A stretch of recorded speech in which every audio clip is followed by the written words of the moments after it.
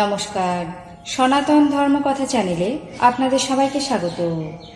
আজ জ্যৈষ্ঠ মাসের ২৬ তারিখ বুধবার, কৃষ্ণপক্ষের দশমী তিথি। মহাভারতের সভা পর্বের ৫৯তম অধ্যায়ে যাবতীয় ধনসম্পদ পণ রেখে যুধিষ্ঠিরের পরাজয় পর্ব শুরু করব। নারায়ণং নমস্কৃত্য নরং চৈব নরোত্তমং দেবীং সরস্বতীং ব্যাসাং ততো জয়মুদীরয়েৎ। যুধিষ্ঠির বললেন, মামাশ্রী, তুমি কেবল ক্রীড়ার দ্বারা আমার কাছে জয় পেলে। এসো, পরস্পর পণ করে ক্রীড়া করছি।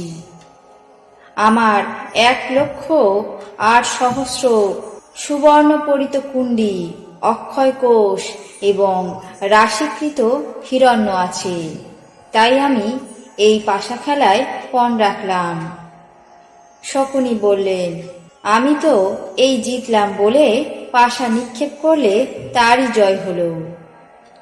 যুধিষ্ঠির বললেন, যে সকল রথ আমাদের বহন করে এনেছে, কুমুদের মতো কান্তি বিশিষ্ট রাষ্ট্রসম্মত ৮ অশ্ব যা বহন করে, সেই ব্যাঘ্র চর্মাবৃত সুচক্রে শোভিত কিঙ্কিণী জাল জড়িত সেই সহস্র রাজরথ আমি পণ রাখলাম।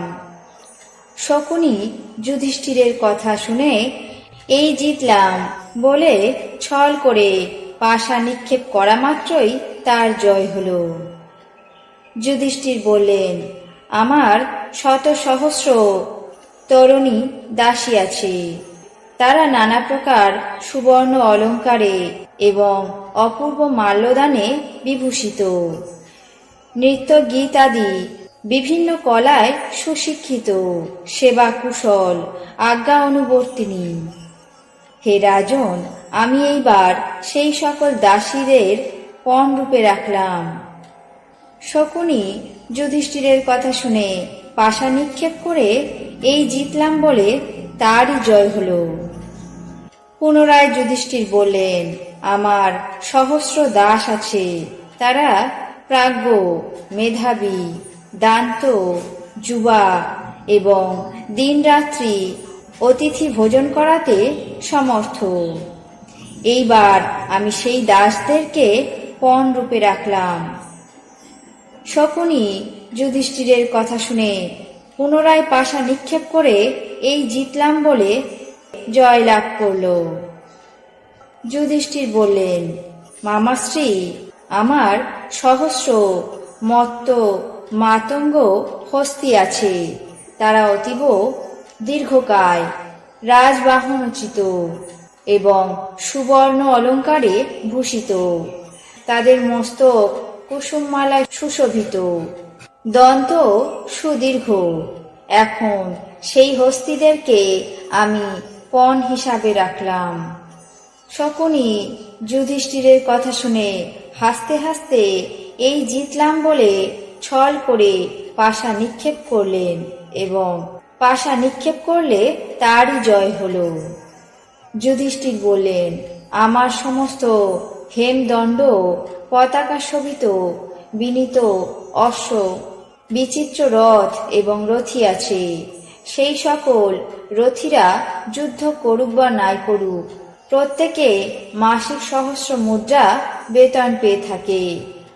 এইসব রথ এবং রথীদেরকে আমি পণ রাখলাম। দুরাত্মা শকুনি তার কথা শুনে পুনরায় পাশা নিক্ষেপ করে এই জিতলাম বলে জয় লাভ করল। যুধিষ্ঠির বললেন, গন্ধর্বরাজ, রাজা চিত্ররথ অর্জুনের সঙ্গে যুদ্ধে পরাজিত হয়ে যে সব ঘোড়া দান করেছিলেন, আমি সেই সব ঘোড়াকে পণ হিসাবে রাখলাম। পুনরায় শকুনি ছল করে পাশা নিক্ষেপ করে সেই ঘোড়াদেরকে জয় করল। যুধিষ্ঠির বললেন, আমার নানা প্রকার বাহন সংযুক্ত অযুত রথ আছে এবং মহাবল পরাক্রান্ত বীর পুরুষ আছে। তাদেরকে আমি এখন পণ হিসাবে রাখলাম। শকুনি পুনরায় পাশা নিক্ষেপ করে তাদেরকে জয় করে নিল।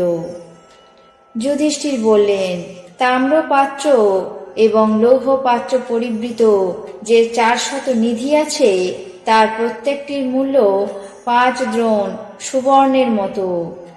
এবার আমি তাদেরকেই পণ হিসাবে রাখলাম। শকুনি যুধিষ্ঠিরের কথা শুনে এই জিতলাম বলে পাশা নিক্ষেপ করল। আজ মহাভারতের সভা পর্বের 59তম অধ্যায়ে যাবতীয় ধনসম্পদ পণ রেখে যুধিষ্ঠিরের পরাজয় পর্ব এখানেই শেষ করছি। বাকি অংশ আগামী পর্বে পাঠ করে শোনাবো। এখন জেনে নেব আজকের দিনের 12টি রাশির রাশিফল।